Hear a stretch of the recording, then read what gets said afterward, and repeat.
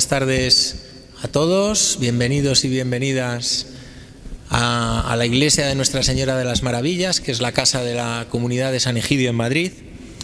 Y hoy estamos aquí para vivir juntos yo diría una jornada excepcional. Una jornada muy importante dentro del marco de la Jornada de Ciudades por la Vida contra la Pena de Muerte, que es una iniciativa que San Egidio celebra en Madrid y en más de 2000 ciudades de todo el mundo para decir juntos no a la pena de muerte. Porque la pena de muerte, aunque en España no la tengamos, sigue presente en el mundo y además podríamos decir que ningún país está vacunado de no volver a implantar la pena de muerte. En 2018 se registraron 690 ejecuciones en 20 países y se condenaron a muerte a 2.531 personas en 54 países.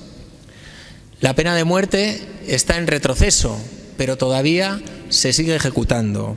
Y los países mayores, los más ejecutores, digamos, del mundo, por nombrar algunos, son China, donde ni siquiera se tienen datos de las ejecuciones que hay, Irán, Irak, Arabia Saudí y Vietnam. Pero esta tarde, más allá de las cifras, que no os voy a aburrir más porque podríamos hablar mucho sobre la evolución de la pena de muerte, más allá de las cifras y de los datos, hoy tenemos el gran privilegio, la gran suerte de vivir una ocasión única, porque tenemos con nosotros la oportunidad de acercarnos a la realidad de la pena de muerte a través de una historia personal, que es la de Joaquín José Martínez, de nuestro amigo, además, Joaquín José Martínez, que nos conocemos desde hace años, y podremos tocar la realidad con las manos, escuchar el testimonio de Joaquín José, que vivió lo que supone estar condenado a muerte y las condiciones que se sufren en el corredor de la muerte, que es el ala especial de la cárcel para los que están condenados a la pena capital, en Estados Unidos, en Florida. Yo creo que nos conmoverá y nos tocará el corazón, y por eso creo que es importante que nos preparemos, ¿no?, para escuchar con atención, para tener el corazón receptivo y nuestra mente atenta, ¿no? Porque muchas veces yo creo que tanto los más jóvenes como incluso ya los adultos vivimos en un mundo que es como de mentira, ¿no? Vivimos cada uno metidos en nuestra burbuja, viviendo una realidad completamente virtual que a veces parece hasta irreal. A nosotros nos gusta tocar la vida, tocarla con las manos, estar por la calle, ¿no? Y en San Egidio queremos tocar la realidad, ¿no?, que es lo que hacía Jesús en el Evangelio. Caminaba por las calles, se encontraba con la gente, hablaba con ellos, los tocaba, y eran pobres, enfermos, publicanos y pecadores. Por eso yo creo que tenemos la suerte aquí de tener un movimiento de jóvenes, el movimiento de los jóvenes por la paz, que juntos tratamos de construir un mundo más humano, donde se respeten los derechos humanos, y por eso salimos a la calle, para encontrar a los amigos en la calle, las personas que viven en la calle, que no tienen derecho a tener una vivienda digna, a los niños de los barrios de la periferia, en las escuelas de la paz, para que crezcan con dignidad, refugiados, ancianos. Tocamos la realidad con las manos, no a través solo de las noticias, de las pantallas. Y de hecho, la implicación de San Egidio en la pena de muerte no es que un día estábamos aburridos, nos juntamos en una reunión y decidimos, ¿qué hacemos ahora? Venga, pues vamos a organizar una gran campaña contra la pena de muerte. No, fue porque una persona de nosotros en Roma conoció de primera mano la historia de Dominic Green, un joven afroamericano condenado a muerte en Texas, y empezó a escribirse con él, a mantener correspondencia. Y a partir de ahí empezó a compartirlo con sus amigos y empezó un interés.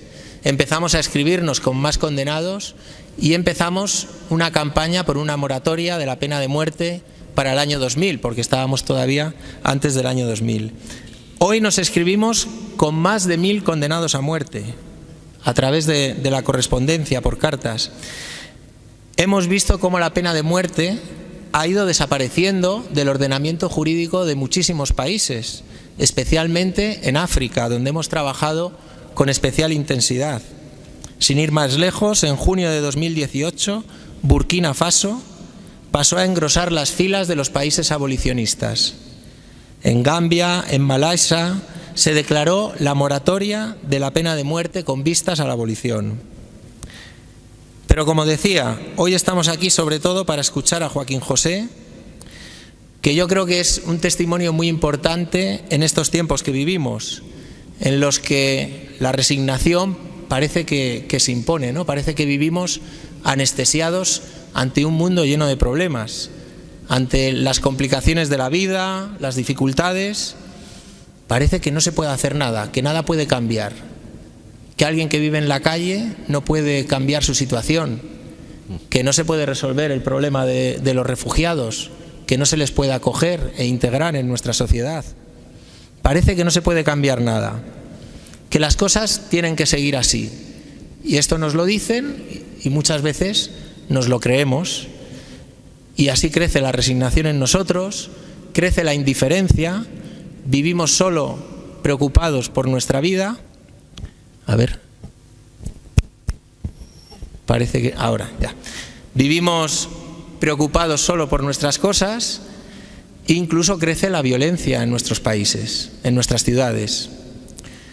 Nosotros creemos que todo puede cambiar y por eso la historia de Joaquín José me parece tan importante, porque él ha vivido una historia de superación, encontrarse en una situación que no podría describirla porque no es una situación complicada, ya nos lo va a contar él, ¿no? Yo creo que es una historia de superación que es un ejemplo de cómo cada uno puede afrontar la vida y las dificultades, ¿no?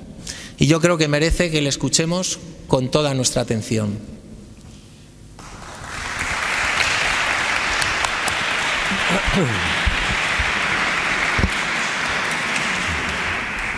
Ha sido un día muy emotivo hoy. Hemos estado con los estudiantes esta tarde en el Colegio La Salle. La verdad es que estaban todos muy atentos de lo que teníamos que decir y todo relacionado contra la pena de muerte, ¿no? Aquí hoy, con todo lo que está cayendo en España, más de uno se preguntará ¿por qué hablar de la pena de muerte? No tenemos la pena de muerte en España, ya hace muchos años. ¿Por qué comentar algo que no existe en nuestro país?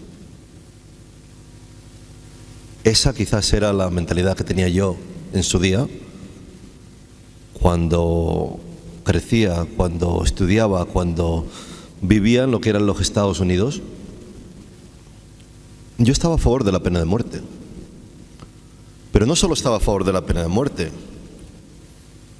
Yo era una persona completamente radical en el sentido que yo veía algún programa de televisión, algo relacionado a las noticias de un asesino en serie, de un padre que le ha quitado la vida a sus hijos, y yo veía estas noticias y yo decía, esta persona que estoy viendo aquí en la televisión están 20 años en un corredor de la muerte.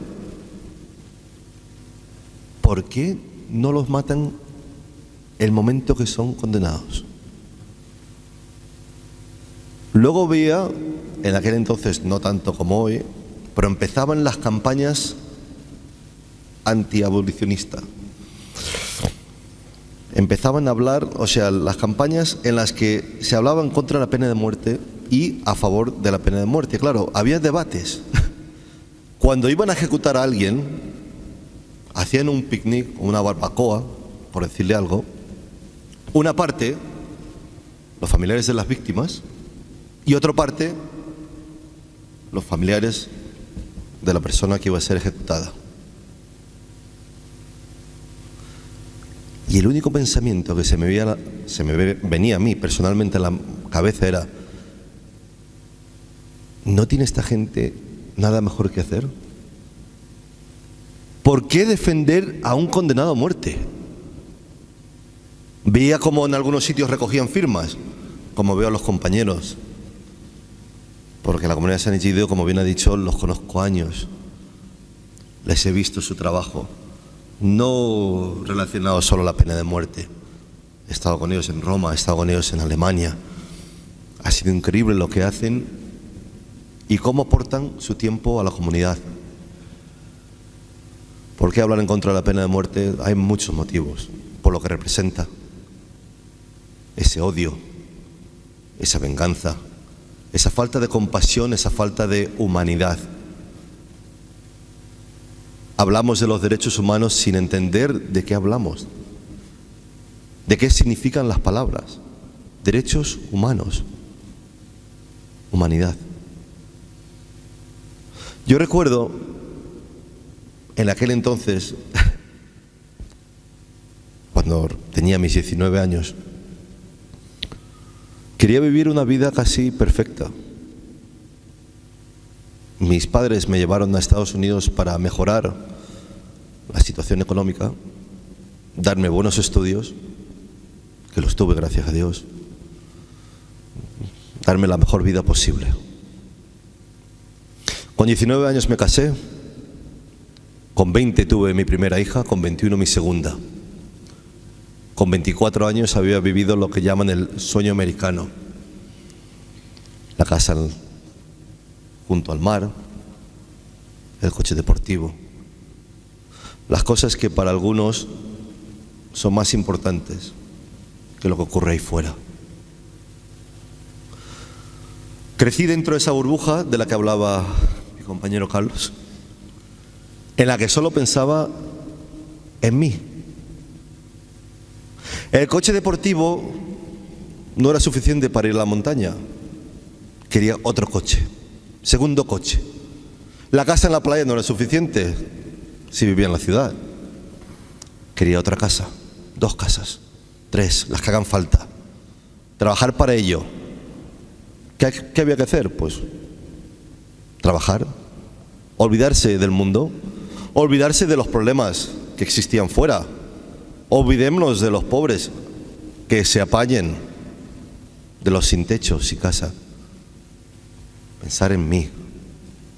Al fin y al cabo soy yo. Y luego dices, bueno, ¿por quién lo haces? Por ti y, claro, y por tus hijas. Sí, pero lo hacía más por mí. Por ti y por tu mujer, por mí. Es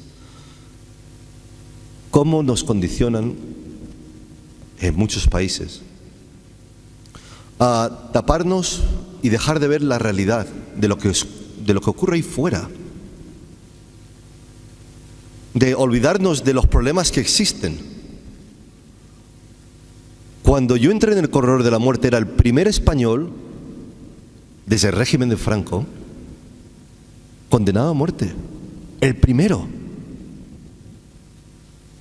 Y mi padre iba hablando, a ver, me imagino que alguien lo recordará, más de uno, era increíble. Iban a todos los sitios a hablar, movieron toda España, toda Europa. Y mi padre siempre decía lo mismo, en todos los sitios, a todos los sitios que acudía él, decía la misma frase: hoy es mi hijo que está condenado a muerte, mañana puede ser el vuestro. Más de uno decía, en Estados Unidos le llamaban loco. ¿Cómo te quieres enfrentar al sistema norteamericano? En España decían, bueno, lo de la pena de muerte tampoco es que le puede tocar, ¿sabes? Eso es como la lotería. ¿Sabéis que en el 2001, cuando salí del corredor de la muerte, había 5 españoles más condenados a muerte? 5. Hasta hace poco no quedaba ya ninguno. El último, Pablo Ibar, del que me imagino habrán escuchado. Pobre chico, le han condenado a cadena perpetua. Tarde o temprano saldrá. Y ahora tenemos otro español en Tailandia, también condenado a muerte. Mientras exista la pena de muerte, no hay nadie libre, y lo digo así de claro, lo quieran entender, lo quieran recibir. Mientras exista la pena de muerte, no hay nadie en esta sala, en esta iglesia hoy, libre de estar directamente o indirectamente afectada por ella. No tenéis que ser vosotros. Puede ser un amigo que hace un viaje a Estados Unidos. No tiene que ser Estados Unidos. Puede ser Tailandia, puede ser cualquier parte del mundo. Puede ser un familiar. un primo, un vecino. Por eso lucho yo en contra de la pena de muerte. Pero lucho en contra de ella también por lo que representa. Ese odio, esa necesidad de venganza, para mí es venganza. En aquel entonces yo pensaba que era la solución. O sea, cada uno tiene su motivo por el cual está a favor de la pena de muerte. Vamos a hablar claramente. Yo, cuando tenía 19 años, creía en la pena de muerte porque simplemente era la ley, era la justicia. Y había que seguir la ley. Decir no a la pena de muerte en aquel entonces era como decir no a la guerra.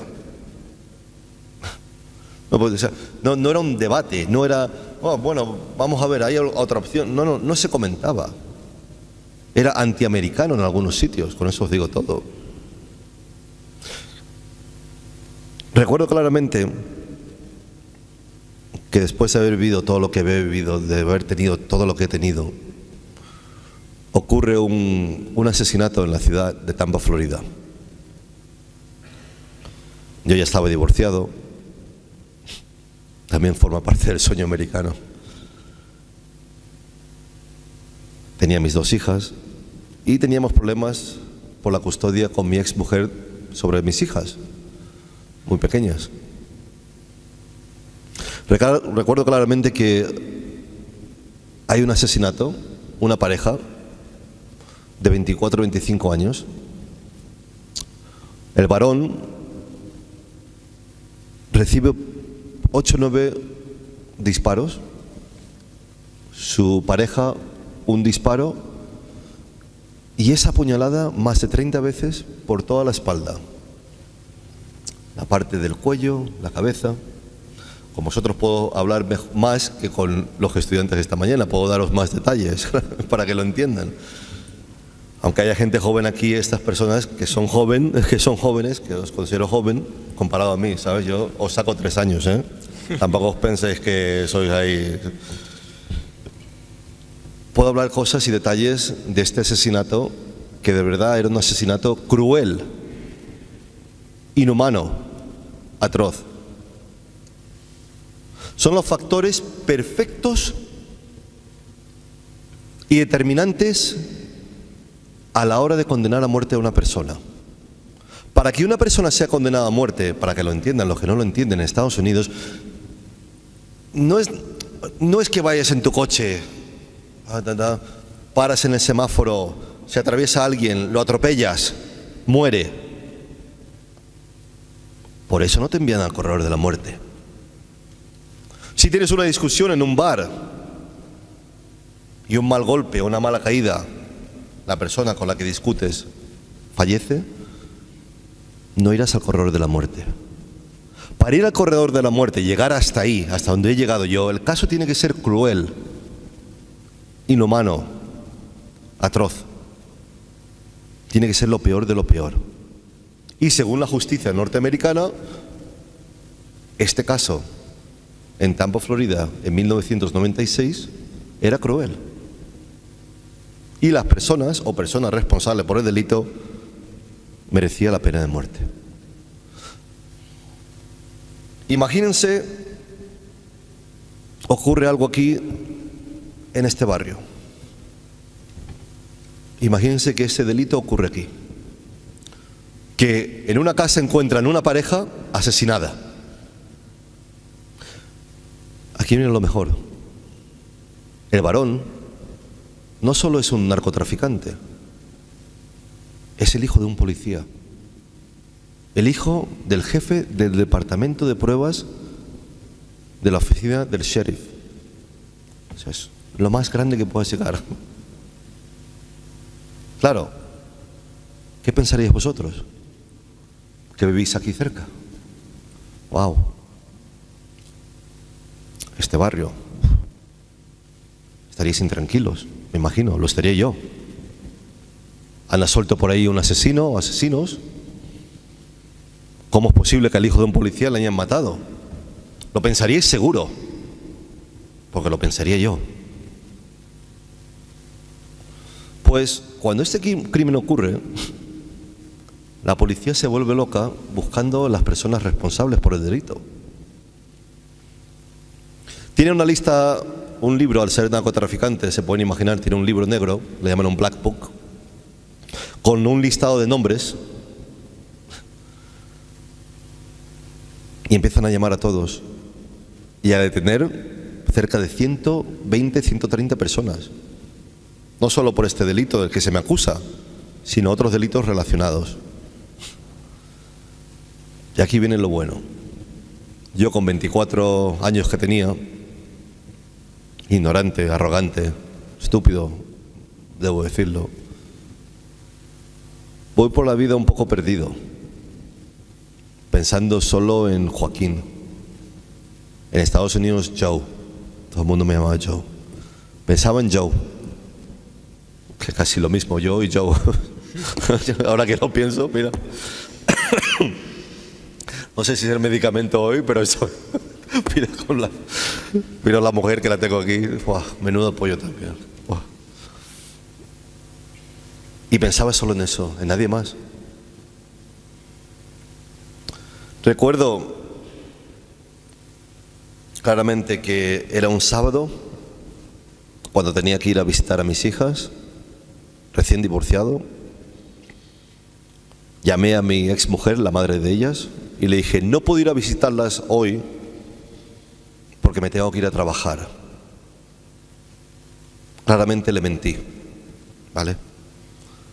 Le conté una mentira. Me iba a celebrar el cumpleaños de mi nueva pareja en aquel entonces, y me fui a Orlando, a Disney World, con ella. Ahí estaban mis principios como padre, como marido, en este caso ex marido. Pensaba en mí. Recuerdo que le dije que iría a visitar a las peques el domingo, el día siguiente, y así lo hice.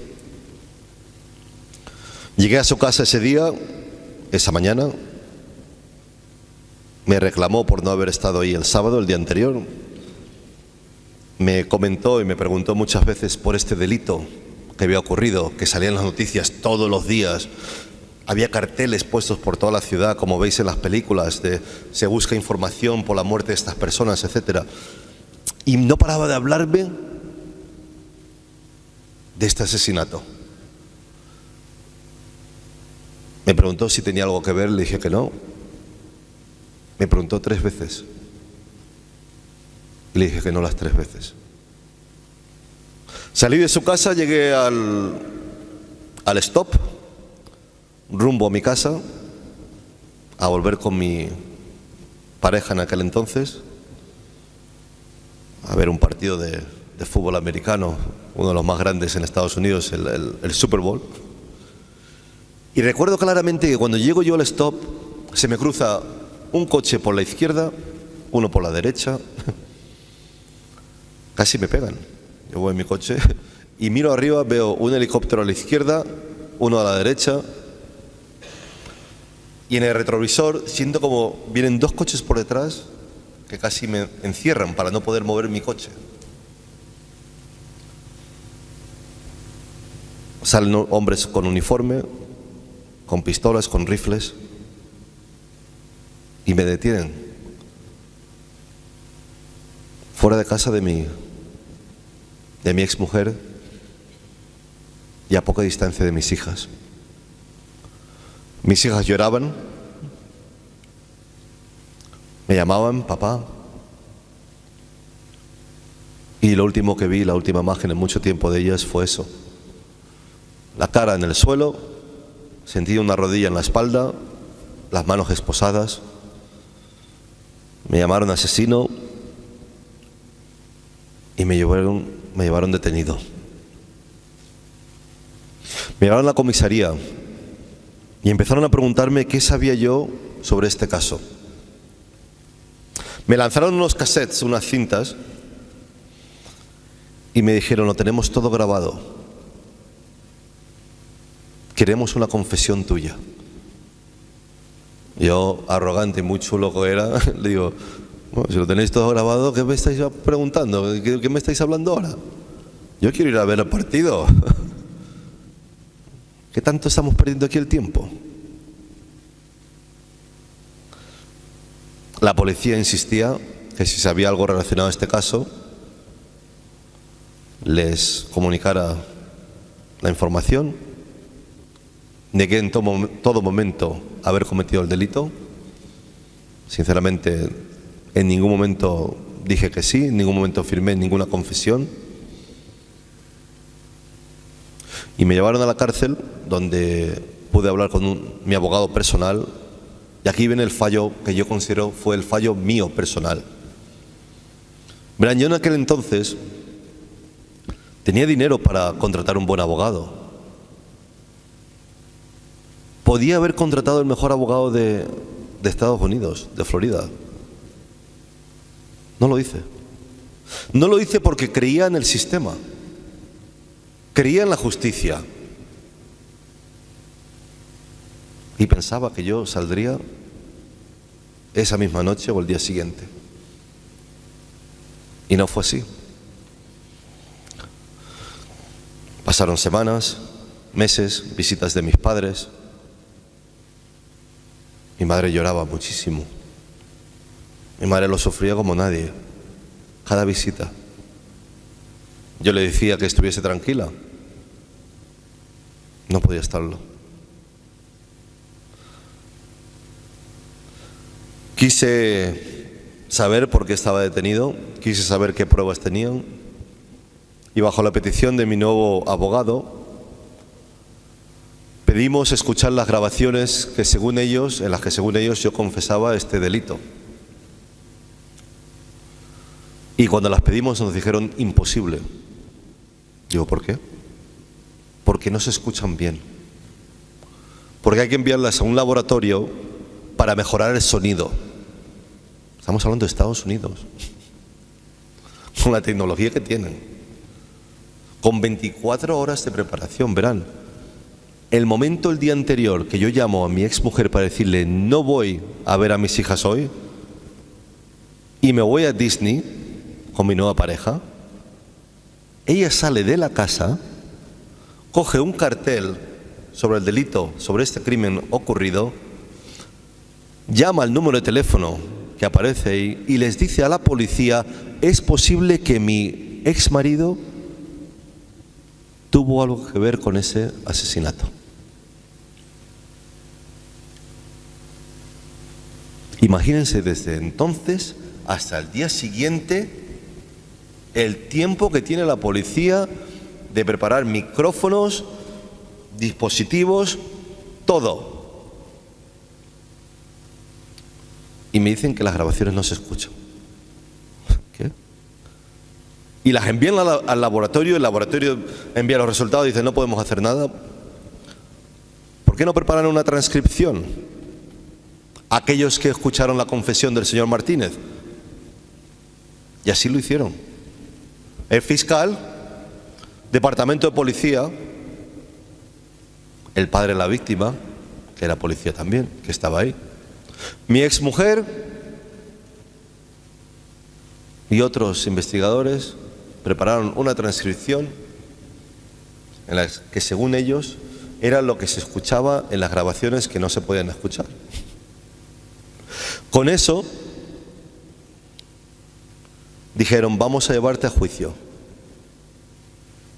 pero por si no había suficiente me preguntaron si podíamos hacer unas pruebas de ADN. Yo dije sí, porque con eso a casa me voy. Verán, en la escena del crimen, y puedo entrar en más detalle, no estoy con los estudiantes, encontraron huellas, pelo, muchísima sangre, todo encharcado de sangre, saliva, parafenilia de droga, etcétera, que no correspondía a las víctimas. Entonces dijeron, vamos a hacerte una prueba para demostrar que tú estabas ahí. Y me hicieron la prueba. Y verán, cuando me llevan a mí a hacer esta prueba, es el protocolo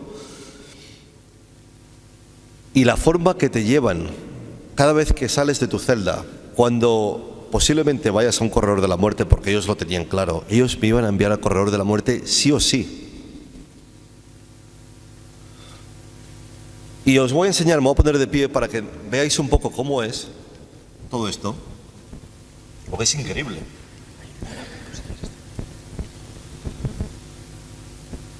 Lo habéis visto quizás alguna vez en la televisión, en algún programa de televisión, cuando veis a los presos que van agarrados aquí a una cadena. Pues os lo voy a explicar un poco mejor. Te ponen unas esposas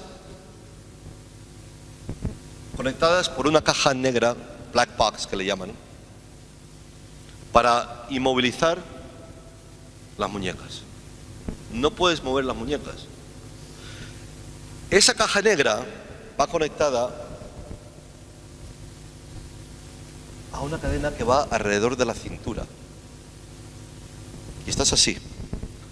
De la cintura baja otra cadena que llega al suelo y conecta los grilletes a los pies.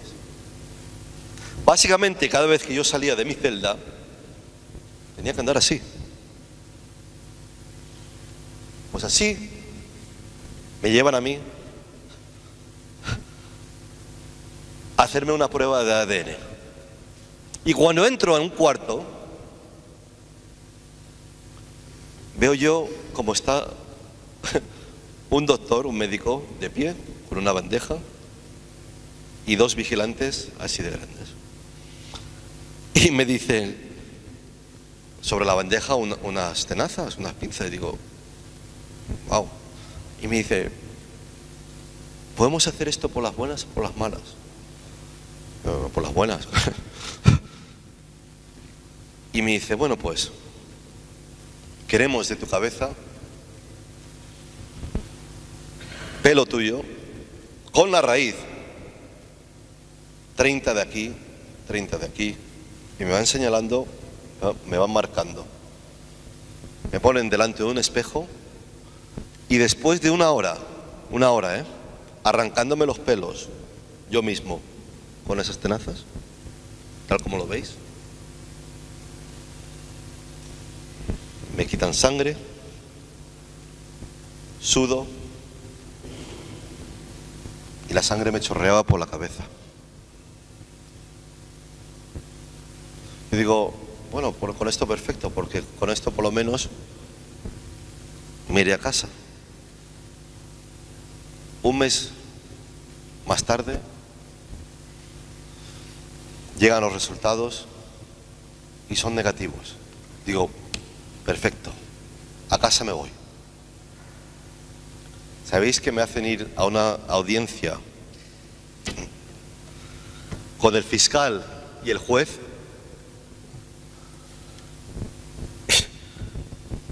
Y el fiscal le dice al juez, señoría, no podemos soltar al señor Martínez, aunque las pruebas sean negativas, porque eso solo significa que el señor Martínez estuvo ahí ese día con otra persona u otras personas que cometieron el delito,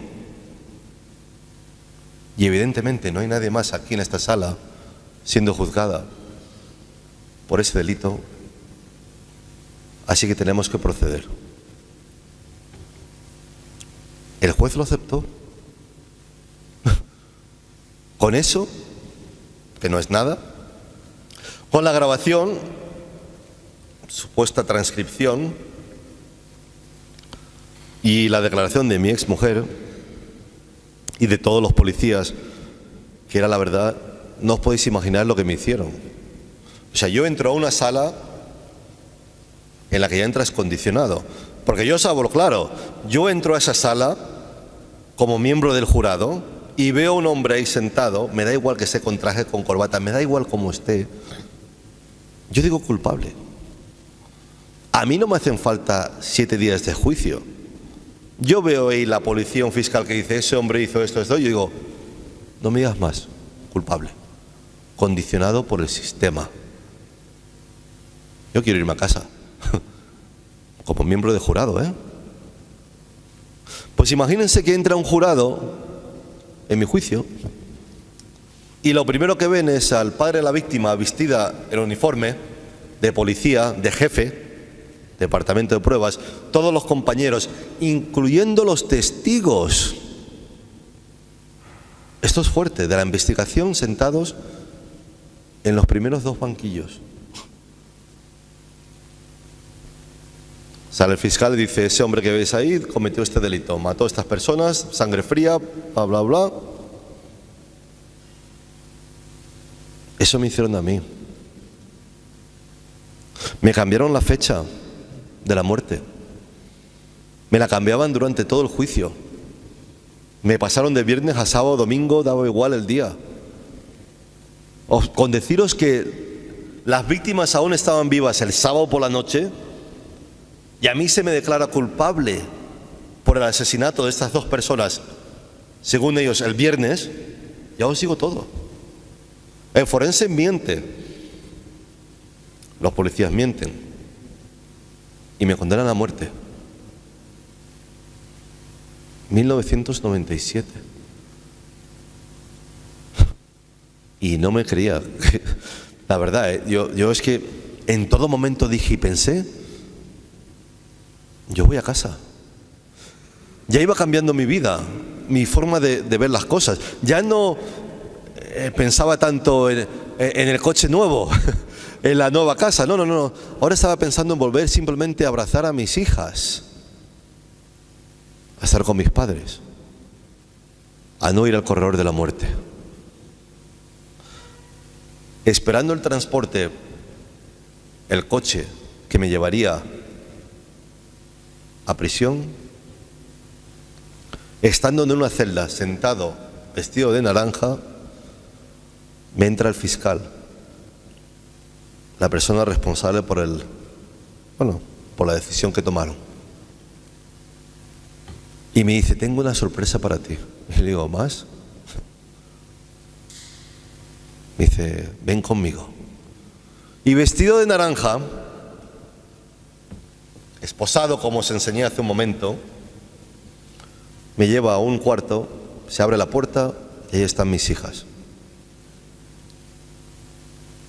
Está mi ex mujer y mis padres.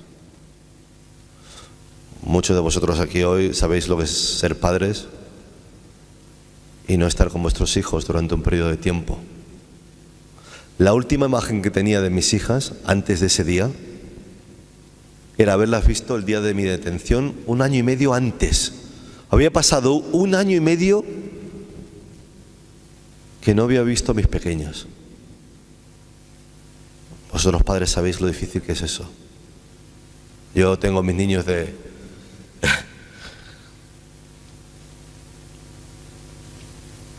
6 años. Aquí al lado, en Valencia. Y sufro. Un día que no estoy. Y sufro por ellos. Imagínense 1 año y medio. Y aquí me abren la puerta.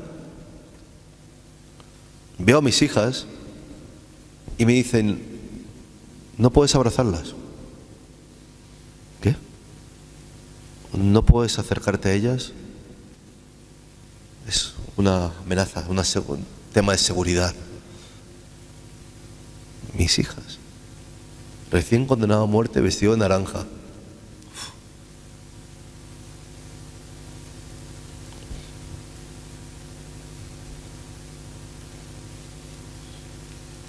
Me emociono porque mi padre estaba ahí también.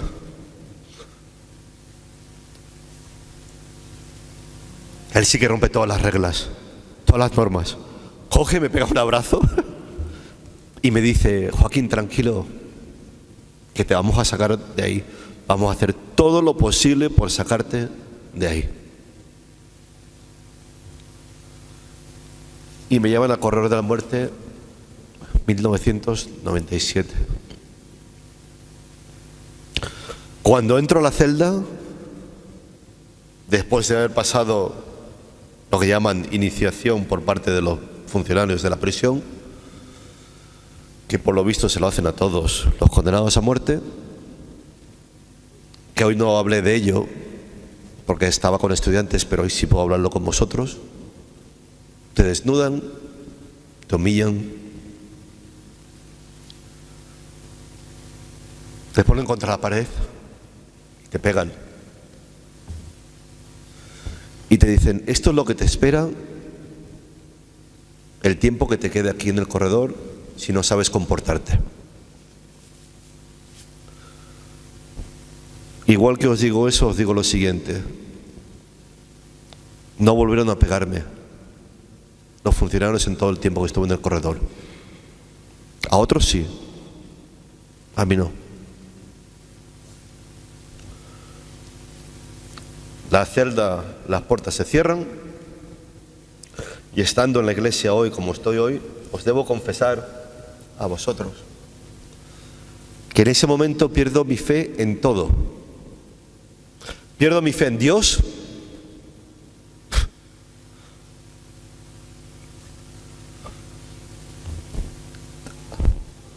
a ver, ¿cómo era posible que podía acabar en el corredor de la muerte? Creyente. Si es que yo de joven quería ser sacerdote, imagínense la historia. Era monaguillo. Fui a escuela católica. Creía en Dios. ¿Cómo acabo yo aquí? ¿Qué hago yo aquí? Pierdo mi fe en Dios. Los amigos. Ni uno. ¿Sabéis lo que es? Ni uno. Ni uno me llamó y me visitó en la cárcel. Pierdo mi fe en la humanidad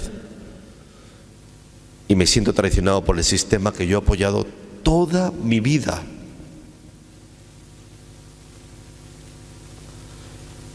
Lo peor de todo esto, ¿sabes lo que es? Que yo llego al corredor de la muerte. Yo sigo creyendo en la pena de muerte. No creo en el sistema que me ha llevado hasta ahí, pero creo en la pena de muerte. Sigo pensando, una vez más, cada uno tiene su motivo, sigo pensando que de alguna forma u otra, la pena de muerte ayuda a los familiares de las víctimas. Les ayuda, les alivia el dolor, viendo cómo la persona responsable o las personas responsables por el delito son ejecutadas delante de ellas. O por lo menos puedes cerrar un capítulo, un libro, una parte de tu vida, es decir, ya está, se ha hecho justicia. Sigo creyendo en esa pena de muerte estando ahí en el corredor. Y empiezo a ver compañeros los primeros días y escuchar voces de aquellos que según yo antes llamaba asesinos. Y son voces de ánimo. Me llamaban el gallego. Increíble.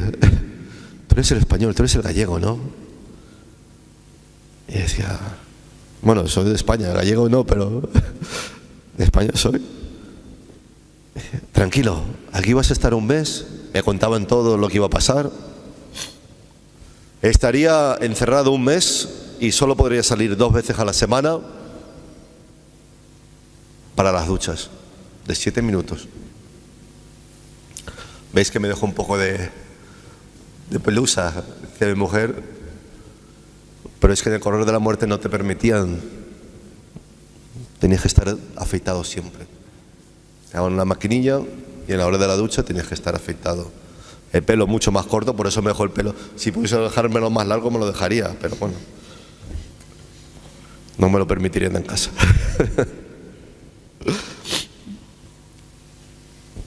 Mi vida cambió dentro del corredor de la muerte con mi vista hacia estos compañeros. Ya no eran asesinos, eran personas. Y mi vida iba cambiando con cada visita de mis padres.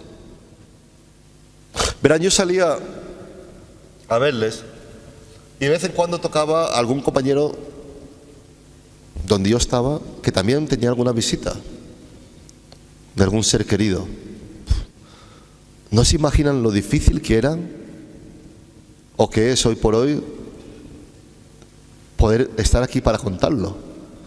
Los padres de aquellos compañeros míos en el corredor de la muerte que iban a visitarles y le decían: hijo, tranquilo, que estamos buscando dinero, hijo, tranquilo, que ya tenemos dinero, vamos a buscar un abogado, hijo, tranquilo, que ya pronto tendrás un nuevo juicio. Y luego los hijos de aquellos condenados a muerte, de mis compañeros: papá, ¿cuándo vienes a casa? Papá. Muy difícil porque lamentablemente del pabellón del que yo estaba, que éramos 13, soy el único vivo, el único. 11 murieron siendo ejecutados y uno murió de cáncer. El único que salió libre del pabellón donde yo estaba fui yo. Es una cruz que tengo que cargar conmigo, ¿eh? Venir aquí y hablar en nombre de ellos, que no están aquí, que no han tenido la posibilidad que he tenido yo, ni los medios que he tenido yo, ni el apoyo que he tenido yo, por ser minorías, por no tener los recursos, por no tener familia ni amigos que les escuchasen.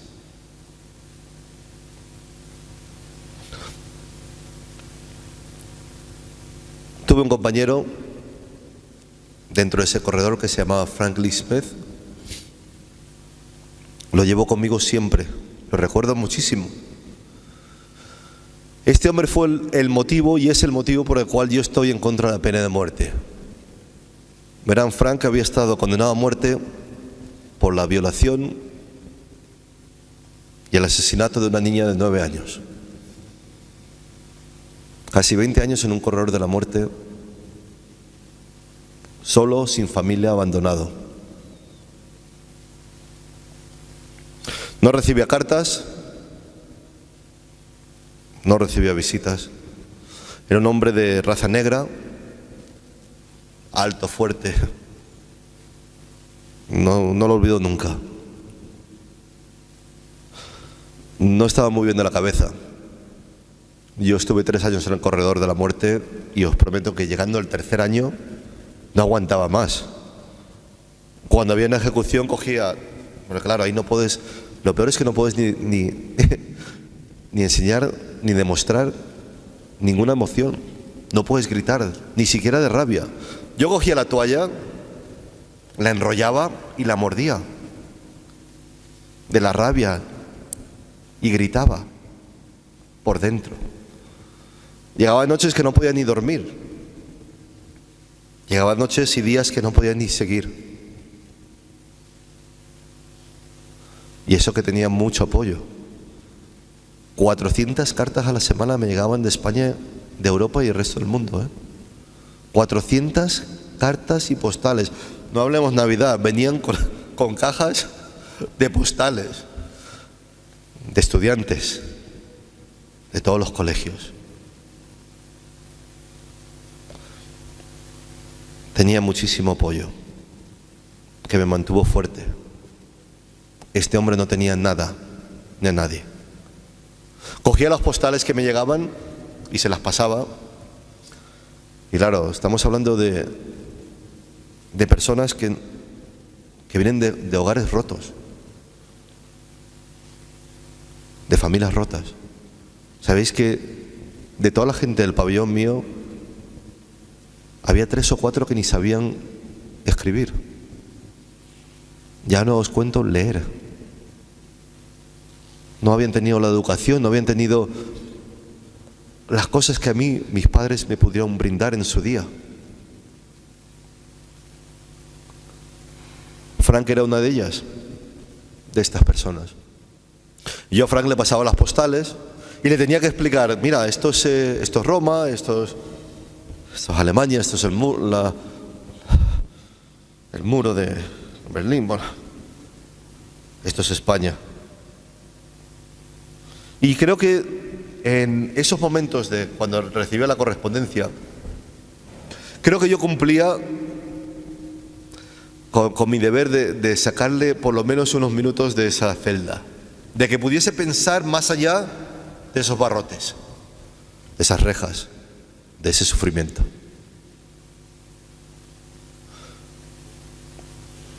Frank se despertaba a las 4 o 5 de la mañana gritando: sáquenme de aquí, soy inocente. Nosotros los compañeros le decíamos: baja la voz, Frank, que van a bajar las escaleras, si sigues gritando van a abrir la puerta y te van a pegar. Pero él gritaba con más ganas y más ganas.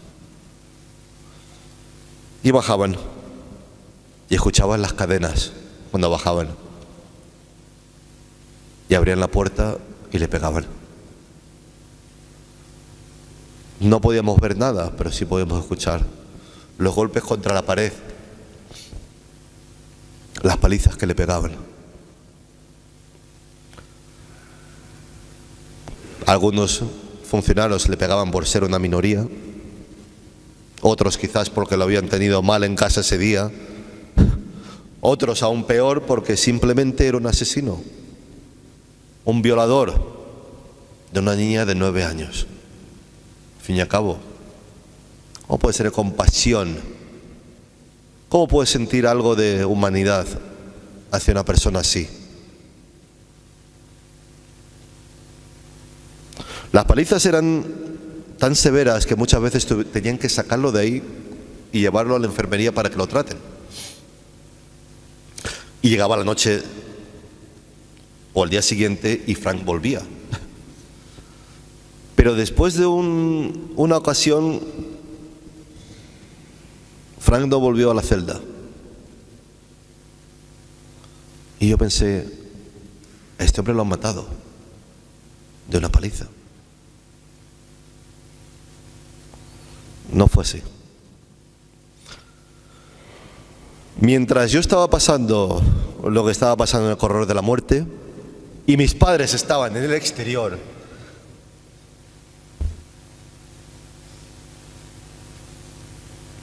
trabajando día y noche para buscar un equipo de abogados, porque las cosas claras, me quedé sin un solo euro. De la noche a la mañana pasé del sueño americano a la pobreza total. Mis padres tuvieron que vender todo.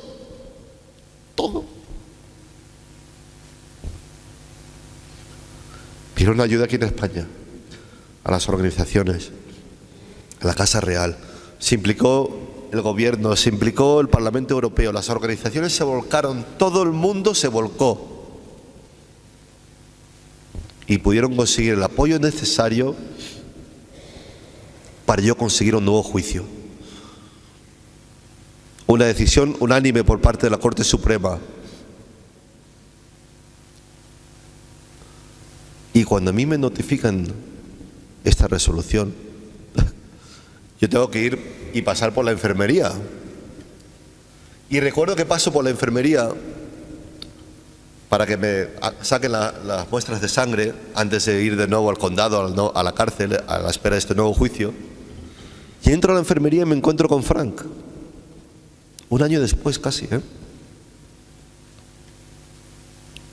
Y Frank está en una camilla, el tamaño de esta mesa que veis aquí, acostado. Ya no era fuerte como lo había conocido cuando entré a ese corredor. Había perdido mucho peso. Estaba atado con cadenas de la mano a la camilla, con grilletes en los pies y un cinturón en la cintura, en una camilla. Estaba temblando, estaba sudado, hacía falta cambiarle, se estaba muriendo de cáncer, solo. Lo peor del caso de Frank, para que lo entiendan, es que él no recibió el tratamiento adecuado. Al fin y al cabo, ¿para qué? ¿Para qué gastar dinero con medicamento, con medicina para un hombre un violador, un asesino. ¿Quién iba a tener compasión por este hombre? ¿Los funcionarios? ¿Los médicos de ahí? Ni una sola muestra de humanidad. Aquí viene lo bueno. Frank se pasó toda la estancia del corredor de la muerte pidiendo a la fiscalía y a los jueces que le hiciesen esa prueba de ADN que me hicieron a mí, que no sirvió para nada, y no se lo concedieron. Hasta un año después de haber muerto de cáncer en ese corredor de la muerte. ¿Sabéis que las pruebas que hicieron en el cuerpo de la víctima, de la niña, y las pruebas que le hicieron a él salieron negativas? ¿Sabéis que en la base de datos aparecía el ADN que encontraron en esa chica, en esa niña, relacionaba a otro hombre, preso por otros delitos de violación? ¿Sabéis que ese hombre se declaró culpable por esa muerte de esa niña? Muchos años en un corredor de la muerte. Yo también me hubiese vuelto loco, ¿eh? Yo no hubiese podido aguantar eso. Solo, sin familia, sin compasión, sin humanidad, que te griten, que te escupan, que te llamen asesino. Hablo de él hoy porque es casi como una promesa. Yo os digo, claro,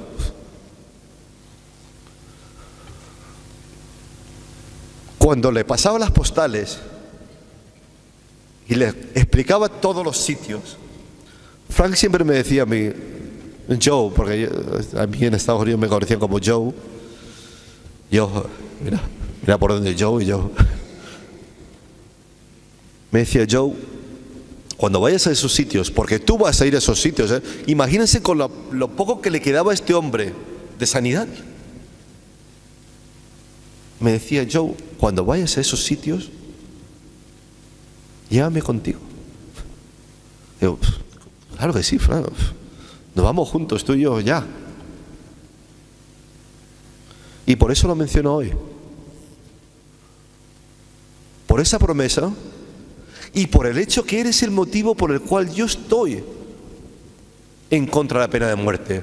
Porque ya no era el caso de Joaquín José Martínez. Yo estoy vivo para contarlo. Yo estoy aquí con vosotros hoy. Ya es el caso de muchos otros condenados a muerte inocentes que han sido desterrados. Me gustaría acabar con diciendo que todo ha sido perfecto. La verdad es que sí, en el sentido de tener, bueno, yo entré al corredor de la muerte con 2 hijas. Hoy por hoy tengo 7 hijos y soy abuelo de 3. Entonces, claro, sí, yo creo que ya he cumplido en ese aspecto. He vuelto a hacer mi vida, estoy muy feliz, contento con mi familia, con mi mujer. Trabajo, colaboro con este gran grupo, esta organización que conozco desde, no os podéis ni imaginar, desde el 2001, que me llaman de Roma para decirme que el Papa Juan Pablo II, no se lo pierda, va a iluminar el Coliseo de Roma por 3 motivos, y me los numeran, y me dicen, bueno, el primer motivo por la abolición de la pena de muerte en Chile. Digo, muy bien. Yo estoy escuchando todo esto incrédulo total. O sea, yo estoy recién salido del corredor y me están invitando a Roma para iluminar el Coliseo porque el Papa Juan Pablo II ha hecho una petición. Digo, madre mía. Y estoy escuchando todo esto por teléfono, ¿sabes? Y el segundo motivo porque ha salido un japonés también que había estado condenado a muerte. Y el tercer motivo porque había salido yo del corredor de la muerte. No, wow. ¿Sabes? Era... Digo, pues sí, claro que iré, ¿sabes? Y los conozco desde entonces. El primer evento que se hizo del programa y del evento llamado Cities for Life, Ciudades por la Vida. Ahí estuve, con ellos, reunido, emocionante, era increíble, sinceramente. Y con ellos he tenido muchas experiencias y he aprendido mucho. Y quisiera decir que todo lo demás ha ido perfecto, y casi que lo ha ido, casi.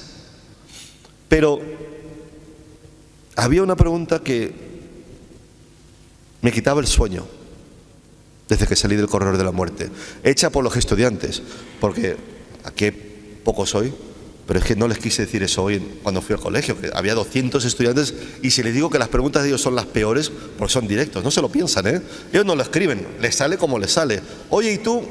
Y te quedas, cuando les escuchas, peor que la prensa, y la prensa la aprecio. La verdad, porque la prensa es carata. Pero los estudiantes, ¡wow!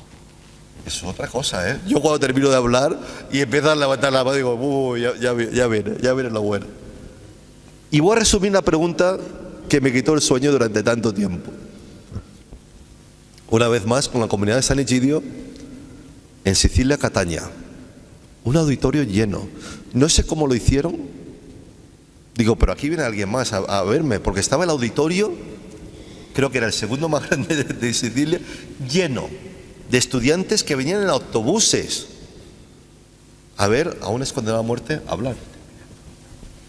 Y se levanta una chica al final de yo hablar, al fondo del todo, se levanta la chica y dice, aquí viene la pregunta, dice, Joaquín, tú estás en contra de la pena de muerte porque has estado en un corredor de la muerte.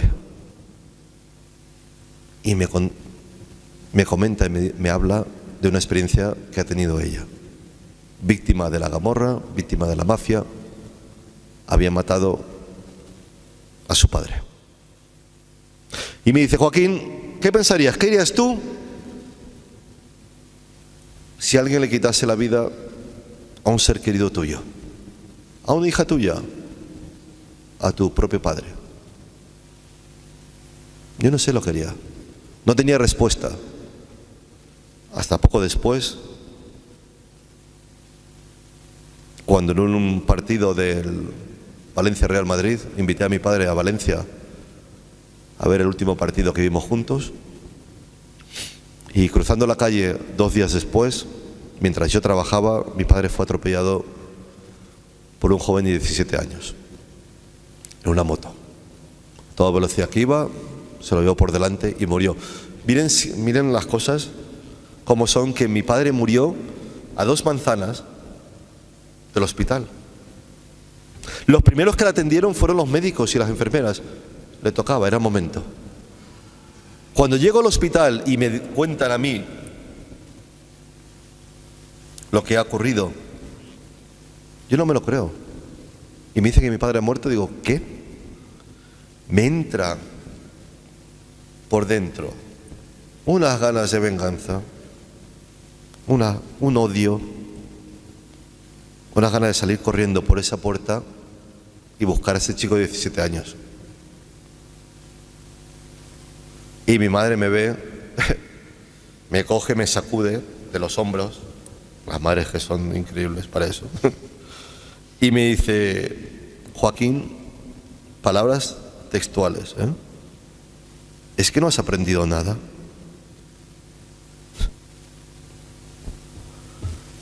La lección y el motivo que estoy hoy aquí es por el perdón. Lo más difícil que he tenido que hacer en toda mi vida fue perdonar a la persona que mató a mi padre. Y le perdoné por 3 motivos. 1, me lo pidió la mamá. Y la madre es para mí es el regalo más grande que Dios nos ha hecho, nuestras madres. 2, porque recordé lo que era tener 17 años y cómo iba yo por la vida. Yo sí que iba alocado. Yo os puedo decir una cosa, si no llego a ir al corredor de la muerte, creo que me hubiese pegado un golpe con el coche o cualquier cosa. No estaría hoy aquí. Iba mal encaminado, muy mal. Y el tercer motivo, y el principal, y el que resume todo esto, el hecho por el cual yo estaba a favor de la pena de muerte. Eso que os dije antes, el alivio que sentiría un familiar de las víctimas, eso no es así. Han pasado, miren, más de 15 años desde que falleció mi padre. Yo lo echo de menos todos los días. Todos los días.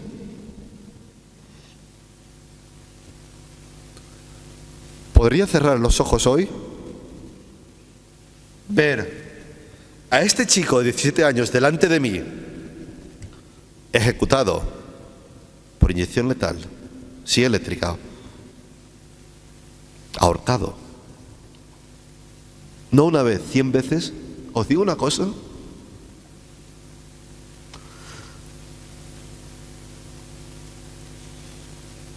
No hay nada que pueda aliviar ese dolor. Nada. Por eso hablo yo en contra de la pena de muerte. En un país donde no tenemos la pena de muerte. Por lo que representa el odio, la falta de compasión, la falta de humanidad, la falta de perdón. Os agradezco muchísimo, muchísimo, no os podéis imaginar, el poder hablar en mi país. Porque siempre me toca a estas fechas estar fuera, siempre. Me pierdo mi cumpleaños, que es el 2 de diciembre, que voy a cumplir 23 años.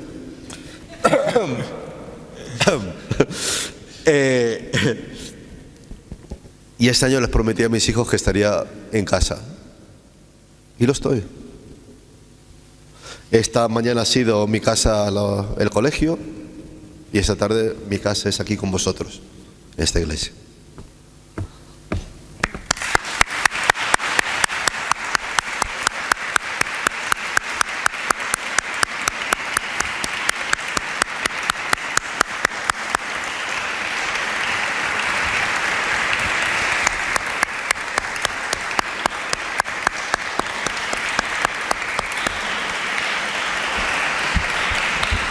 Bueno, pues muchas gracias en nombre, yo creo, de todos, Joaquín, por este esfuerzo, ¿no?, de entregarnos tu corazón y hablarnos de tu historia, y creo que estamos todos muy agradecidos porque hemos escuchado una historia que nos ha conmovido, que nos ha tocado el corazón, y yo creo que hoy, después de la oración, porque ahora en 10 minutos empezaremos una oración para recordar a todos los condenados, a aquellos que ya han sido ejecutados como tus compañeros, y a todos los que hoy en día están en el corredor de la muerte.